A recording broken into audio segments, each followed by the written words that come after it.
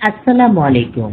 আজ চতুর্থ পর্বে আমাদের সমাজে অটিজম নিয়ে প্রচলিত কিছু ভ্রান্ত ধারণা আছে, তা নিয়ে খুব সংক্ষিপ্তভাবে আলোচনা করার চেষ্টা করব। অটিজম একটা বংশগত রোগ, এই ধারণা ঠিক নয়।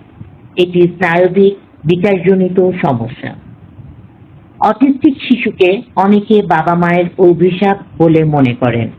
এটা সম্পূর্ণ ভুল ও ভিত্তিহীন। একই পরিবারের ভাই বোনদের একজন অটিস্টিক হলে পরের সন্তানও অটিস্টিক হবে, তা সঠিক নয়। অটিজম মানে বুদ্ধি কম, ভুল ধারণা। অনেক অটিজমে আক্রান্ত ব্যক্তি গড় বা গড়ের চেয়ে বেশি বুদ্ধিমত্তা সম্পন্ন হতে পারেন। খারাপ প্যারেন্টিং বা মায়ের ভুলে অটিজম হয়, সম্পূর্ণ ভিত্তিহীন ধারণা। অটিজম একটি নিউরো ডেভেলপমেন্টাল অবস্থা, এর সঙ্গে প্যারেন্টিং স্টাইলের কোনো সম্পর্ক নেই।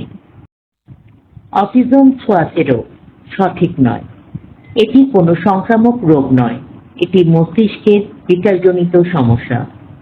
সব অটিস্টিক শিশুই একরকম, ভুল। একে স্পেকট্রাম বলা হয়।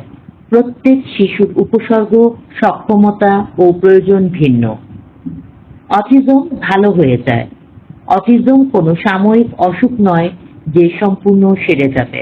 তবে আর্লি ইন্টারভেনশন, সঠিক চিকিৎসা, খাদ্যাভ্যাস ও পরিচর্যার মাধ্যমে পূর্বের চেয়ে ভালো অবস্থায় আসতে পারে। অটিস্টিক শিশুরা আবেগহীন, ভুল। তারা আবেগ অনুভব করে, কিন্তু প্রকাশের ধরন ভিন্ন হতে পারে। ভ্যাকসিন দিলে অটিজম হয়। ভ্যাকসিন ও অটিজমের মধ্যে কোনো বৈজ্ঞানিক সম্পর্ক নেই। অটিজম মানেই মানসিক রোগ। অটিজম কোনো মানসিক রোগ নয়, এটি একটি নিউরো ডেভেলপমেন্টাল অবস্থা।